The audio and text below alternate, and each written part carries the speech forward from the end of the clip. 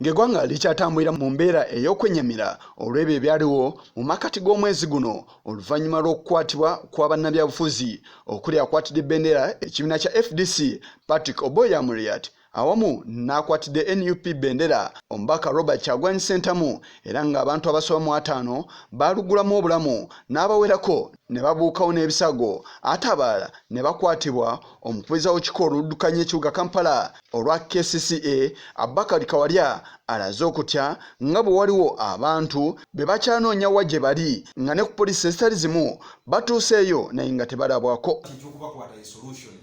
Bannayuganda nga omuntu yenna omulala balina eddembe lyabwe ery'okulaga nti waliwo kye batakkiriziganya nakyo.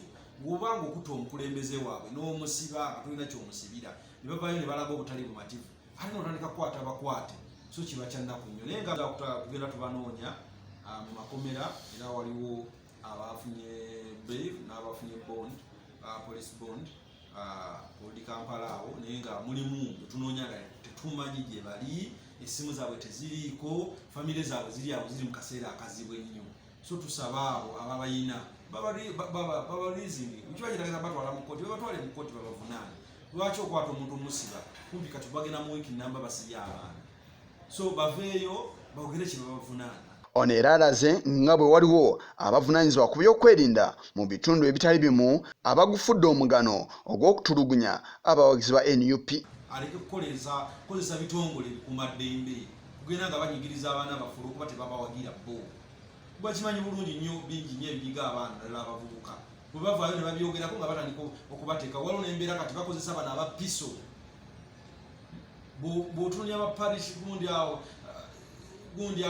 international security organization simanyi bapiso abavunaanyizibwa ku miruka babakozesezza nnyo buli muluka be bagenda simanyi bagamba wano tulina okukwata ono wano tulina okukwata ono era njagala okusaba abapiso bonna abe bagano nti bye mukola tubalaba.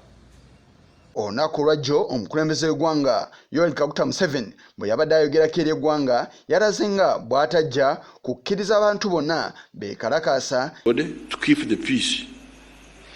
If the Honorable Kyagulanyi was arrested, his supporters should have waited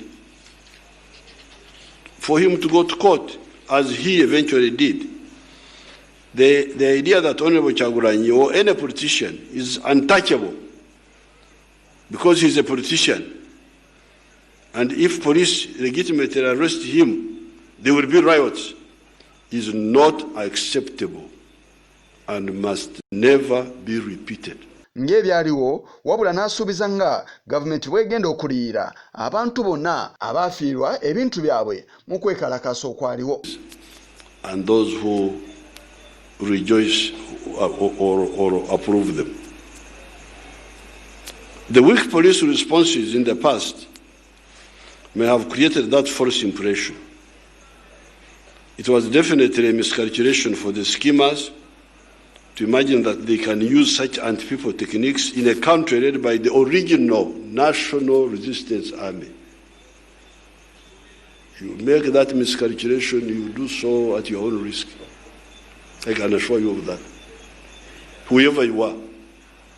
The Ugandans and their families that lost their lives in these senseless riots, the government will compensate all those who were not rioters but lost lives in this confusion.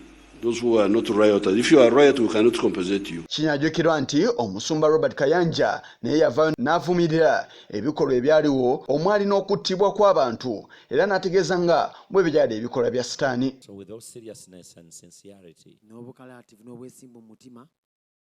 let's restrain ourselves as a country, as a people, as a nation, knowing very well we are better than this. This doesn't make us proud. Doesn't make us better people. No, it doesn't. Ono era yawanga nnyaffe Uganda mu mikono gy'omutonzi. Disregard to life. But also you see disobedience.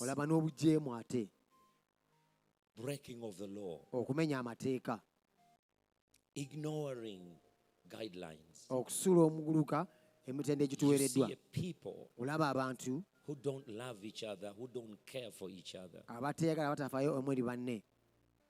But God, look from heaven and forgive us. Tuna mu ggulu otusonyiwe.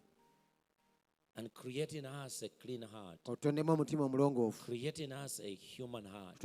Yisa Kigongo kulwa channel 44 oleggulo.